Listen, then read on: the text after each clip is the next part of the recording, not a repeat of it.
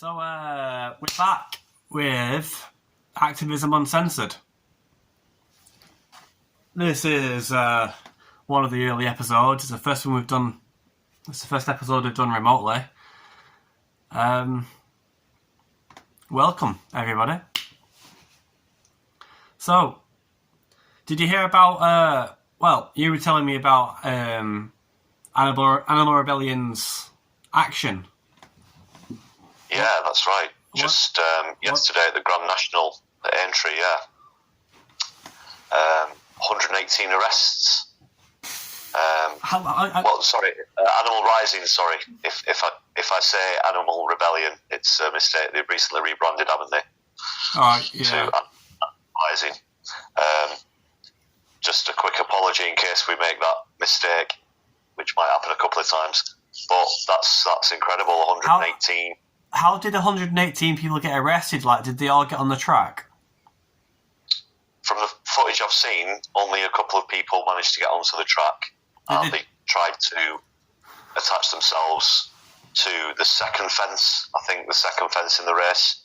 Mm-hmm. Everybody else was sort of arrested on the perimeter around the fences, trying to climb over fences. But it's a massive perimeter. One of the news programmes showed, a sort of helicopter's view of the site, and it's absolutely huge. And they were saying it's so hard to police.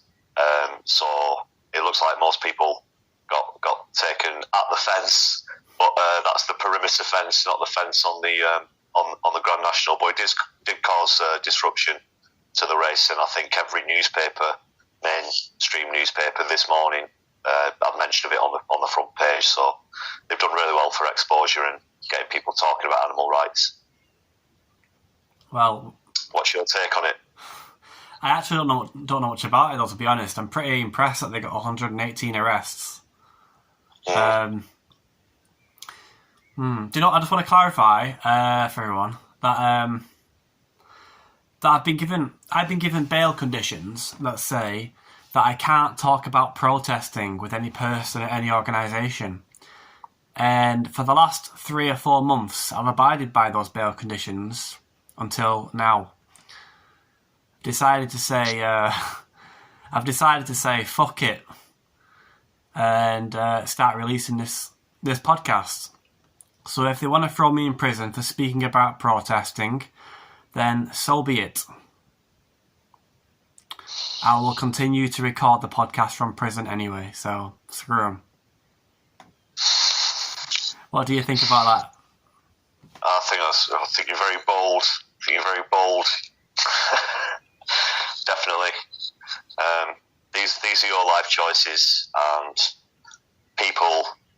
everybody who's involved with activism is more or less in tune, aware of the levels that they're willing to go to and the sacrifices that they're willing to make, and that's a particularly bold one indeed, if you want to go as far as that. But hopefully, that won't come to pass, because this really is an infringement of your human rights, freedom of speech, etc. Not to be able to discuss protesting is a lot different from talking about planning protesting and planning actions. So yeah, it's a real infringement on your freedom of speech, and this really needs looking into. And it seems like you're not in any position to sort of feel irked by it. You're not sort of shaken by it. Is that why you've made that decision? Well, there's a number of things.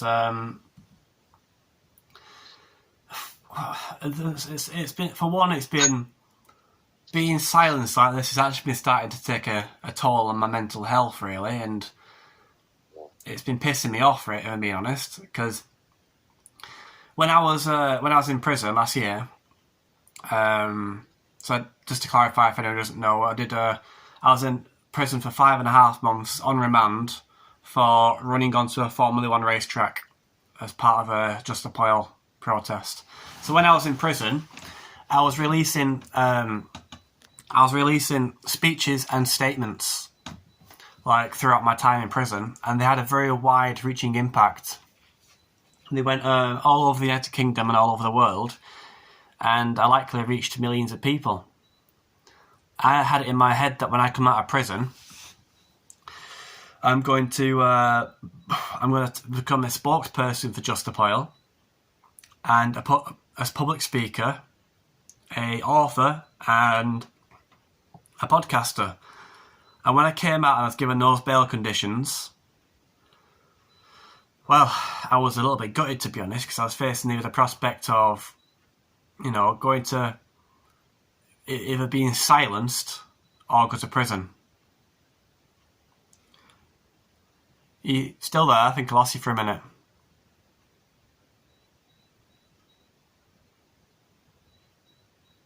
Elvis? Sorry, I was on mute. That's alright. Yeah, so I was facing the prospect of either be silenced or go back to prison until July. Now, my solicitors told me that it was only going to be until it would be. I better behave until my court case is finished for Silverstone for the Formula 1 action, which would be finished by mid-February. So I thought, if we're in January, start of January, mid-February, it's only 6 weeks. It's not too bad. That came and went, and then I had to wait another 6 weeks to the end of March for sentencing, and said you've just got to wait that for the end of sentencing in March. And I was like, right, okay, I'll do that. That sentencing came and went, and then I put the application in to have my bail conditions completely removed, so that I could talk about protests and go wherever I want. And my solicitors, HDA, told me that I had a very good chance of getting bail, my bail conditions completely removed, because the reason being, when I was put in prison, originally I had no bail conditions. I was on bail for the other two trials, Inner London and Lewis, and I had no bail conditions, and I actually applied to be put on remand for those two cases, so that my time inside for Silverstone would count towards those cases as well. For time served. For time served. So really, they didn't originally have me on bail conditions, but when the application to have my bail conditions removed went in front of the Inner London judge, in his divine wisdom, he decided that, no, actually, we're going to keep all the same bail conditions we had before. You can't talk about protesting, you can't do any of this stuff. And he actually added that you now can no longer go to Lancashire, because I had Lancashire approved by Northampton, so I could go and see my partner and her kids. The Inner London judge removed that, so that I'm no longer allowed to go and see my partner and her kids in Preston. So that was within the space of just a few weeks, wasn't it, when you were granted it, and then it was sort of snatched away from you within a few weeks. It was about a week. It was about a week. Yeah. Just about a week. Yeah. Oh wow. Yeah. So I'm at the end of my tether, to be honest. I'm not willing to be silent anymore, and if the courts want to throw me in prison for speaking, then they can do, because I really don't give a fuck anymore. Like, prison's not that bad. The worst thing they can do to me is put me in a heated room with no bills to pay, no responsibilities, with a TV, a bed, and food, and water, and a phone, and I'll continue putting speeches out, and they'll go all over the world again. So really, there's nothing they can do to me unless they throw me in solitary, and I'm willing to risk that now because with the climate crisis unfolding, if you've heard what the IPCC have said, the latest statement, this is the most important moment in human history, and it's the last chance to save humanity from climate breakdown is slipping through our fingers, and I refuse to be silent any longer.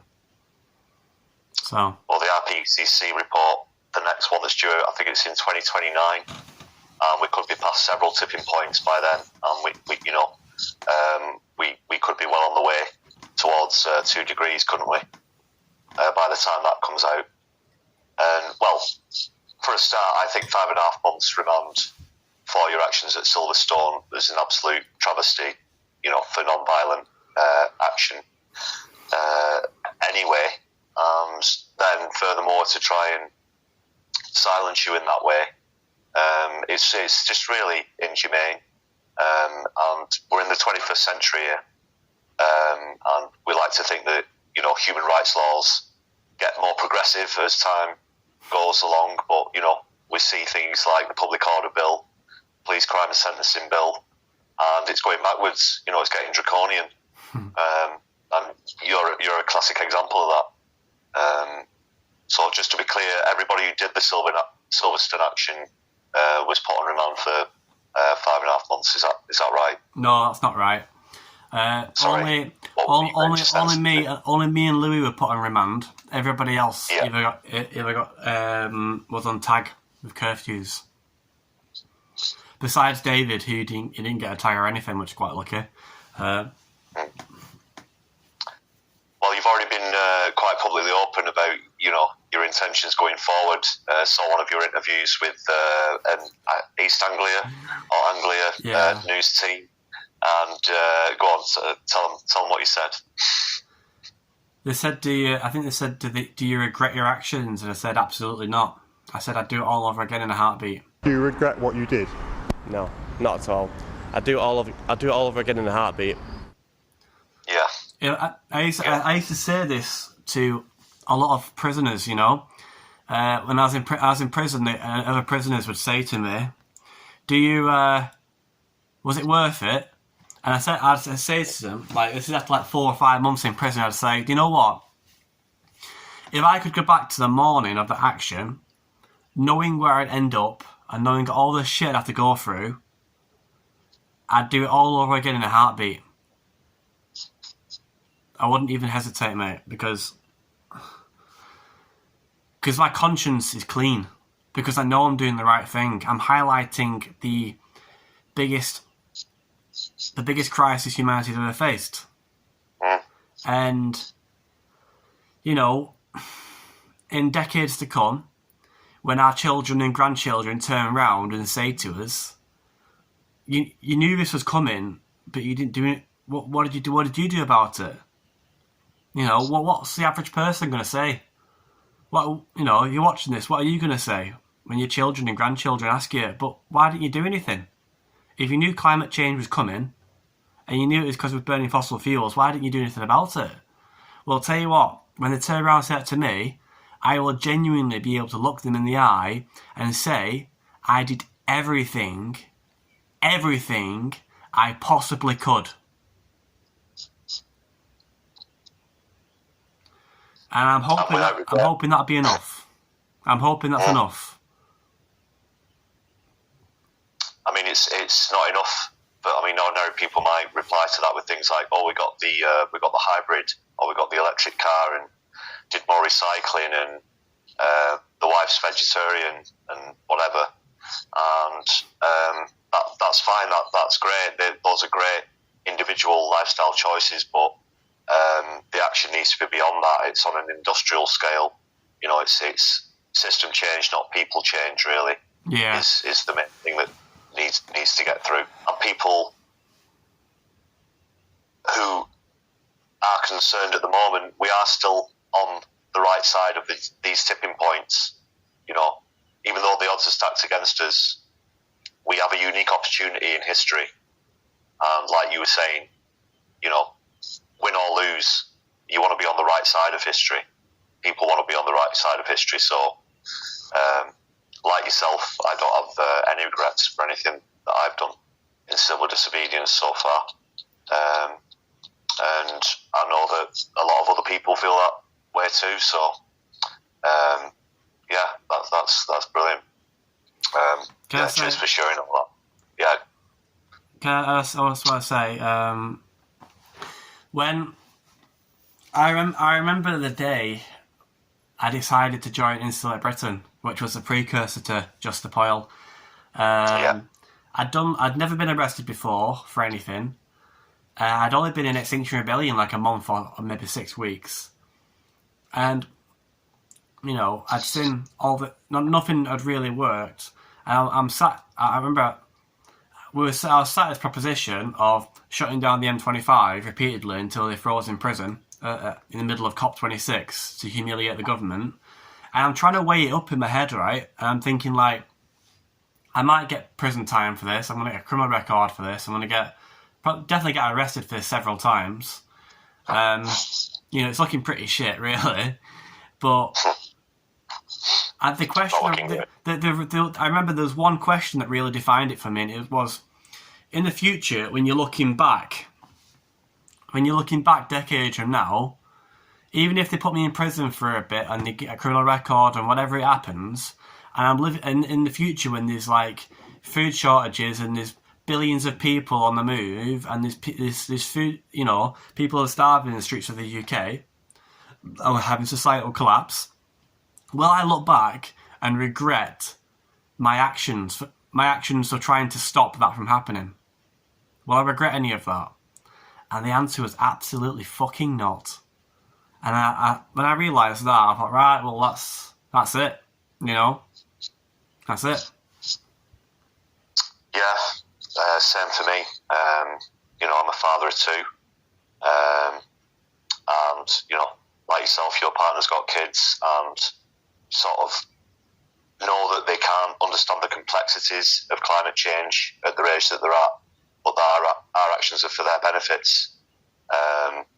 But even so, they will one day come to understand it, possibly the hard way, whether that's before they come to understand it in the scientific sense as to why we're taking these actions, and not just for them, for everybody else. One of the most frustrating, the only regret that I'd say that I might have in doing it is that, we're trying to save everybody, and that includes our critics, that includes people who said some very horrible things about us and whatnot, but I don't know. no regrets, we're all one people, so we've got to look after each other, and we can't be bitter about the past or anything like that, I don't regret any. Thing is, I don't regret like doing this. I'm doing this for all the people who shout ambulance blockers, wankers, get a job. All the people that hate us, all the trolls, all the bankers, all the CEOs.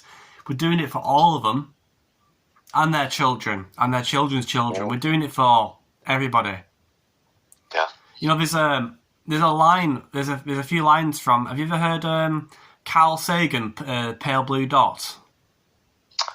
I do like Carl Sagan, yeah. Oh, yeah. There's in the Pale Blue Dot. He talks about it says. Well, I'm paraphrasing because on that dot is everyone you know, everyone you've ever heard of, every king and peasant, every coward, every hero, every saint, every sinner, every young couple in love, every hopeful child.